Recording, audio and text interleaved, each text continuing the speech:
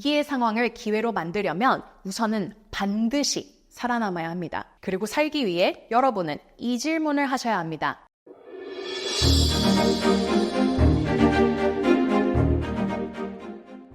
여러분 안녕하세요. 바칼로레아 세계사의 저자 임라온입니다.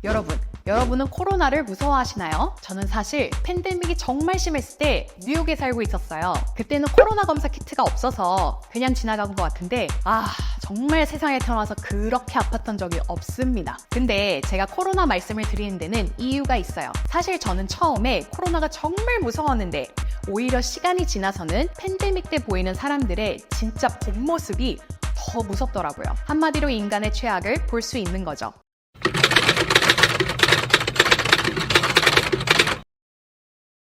이번 시간에 다룰 두 번째 질문은 질병이 사회적 그리고 경제적 변화에 끼치는 영향은 무엇인가? 입니다. 자, 이 질문도 겉으로만 보면 도대체 이런 질문을 왜 물어보는 거야? 라고 생각할 수 있어요. 근데 팁을 드리자면요. 뭐든지 의도를 파악할 때는 있는 그대로를 보지 말고 문장을 은유적으로 해석해보세요. 질병은 어떻게 보면 위기라는 키워드로 묘사될 수 있어요. 그럼 사회와 경제는 뭐죠? 한마디로 사회랑 경제는 인간의 삶에 있어서 때려야 뗄 수가 없습니다. 왜냐면 이 둘은 결국 인간이 대외적으로 보이는 이미지 그리고 먹고 사는 문제랑 연관되기 때문이에요. 우리가 겪은 팬데믹처럼 중세 유럽도 흑사병 때문에 많은 사람들이 죽었습니다. 그런데 중요한 점은 그렇게 많은 사람들이 죽었는데도 유독 이 사람들만큼은 사망률이 높지 않았다는 거예요. 바로 유대인입니다. 사실 질병을 예방하는 데는 위생이 매우 중요해요.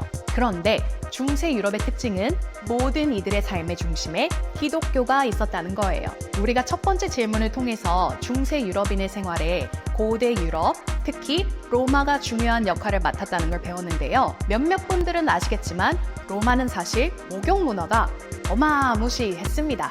정말이지 로마인들은 목욕탕에서 안 한 게 없어요. 항상 그 이상을 했다고 보시면 됩니다. 그런데 한번 여기서 전략적으로 눈치를 살펴볼게요. 예를 들어 로마의 목욕 문화를 중세 유럽이 강조했던 기독교와 연관지어 볼까요? 자, 기독교에서는 뭘 강조하죠? 기독교에서는 순결한 영혼을 강조해요. 그래서 중세 유럽인이 봤을 때 목욕은 문란한 문화의 일부이기 때문에 그들은 아무리 땀을 흘려도 옷만 갈아입었지 씻지는 않았어요. 근데 여기서 더 중요하게 봐야 하는 건 중세 유럽 때는 봉건제와 장원제의 발전으로 농업 기술이 발전하면서 인구 증폭을 경험하고 다시 사람들이 도시로 몰렸다는 겁니다. 아시다시피 도시같이 사람들이 빽빽하게 몰려있는 데서는 전염병에 더 쉽게 걸려요. 이는 결국 흑사병으로 사망했던 사람들은 잘못된 위생관념뿐 아니라 유럽의 사회적 변화로 전염병에 걸리기 딱 좋은 조건을 갖춘 걸 의미해요. 근데 놀라운 건 이렇게 악조건 안에서도 유대인들은 사망률이 낮았다는 거예요. 이미 아시겠지만 유대인은 과거에 온갖 탄압이란 탄압은 다 받았습니다. 기독교를 믿었던 다수의 중세 유럽인들은 고리대금업을 하지 말라는 성경의 구절 때문에 금융업에 쉽게 손을 댈 수 없었어요. 근데 유대인들은 달랐습니다. 왜냐면 이들은 굳이 기독교 성경에 기반한 삶을 살 필요가